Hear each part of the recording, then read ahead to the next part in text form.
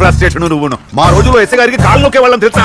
Typhoid తో మీ father పోతే 10th పేరు మీ మీద జాలిపడి జాబ్ ఇచ్చారు. కాలేంటి ఏమైనా నొక్కుతారు. డిగ్రీ చేసి వచ్చాం సార్. ఎందుకు అడుగు తింటానిగా? మటన్ తెచ్చాను సార్.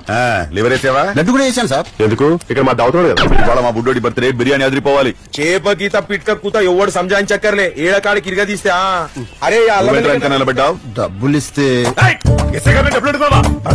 అదిగా సార్, నెల మీకు మామూలు ఇస్తున్నాం కదా, మళ్ళీ బుడ్డోడి బర్త్డే అని బ్యాచులర్ పార్టీలు అన్ని లాగేస్తుంటే ఇంకా మేము ఎలా బతకాలి సార్? బతకపోతే చచ్చిపోవాలి, నాకే సంబంధం. ఇంకొక క్షణం ఇక్కడ ఉన్నామంటే నీ మట్టం తిని మలేరియా వచ్చి పోతున్నారని కేసేసి లోపలేసేస్తాను రాస్కల్. ఇది మీద కేసు వద్దు సార్, డబ్బులు వెళ్ళిపోతాను. రేమొస్తాను, రేపు వస్తాను. మళ్ళీ రేపా? రేపు 1వ తారీఖు మర్చిపోయావా? మార్కెట్ లో అందరికి చెప్పు, నేనేదో ముచ్చినా ఎలా సంచి పట్టుకుని ప్రతి షాప్ కి తిరగాలుండవు. జీప్ తీసుకొచ్చి సెంటర్ లో పెట్టాను. 10 నిమిషాలు అందరు తీసుకొచ్చి అందులో పెట్టేయాలి. అర్థమైందా? అర్థమైంది సార్. ఏమర్థమైంది? ముష్టి మీరు అడగారు, నేను అయ్యాలి. పాపం పక్కోడి మీద ఏంటి సార్? పాడు పక్కగా ఉంటే నేను రెస్పాన్సిబిలిటీ. షాప్ లో మటన్ మొత్తం అమ్మేసుకోకపోతే కొంచెం తినచ్చు కదా. ఆ ఛాన్స్ మీరు ఇస్తే కదా.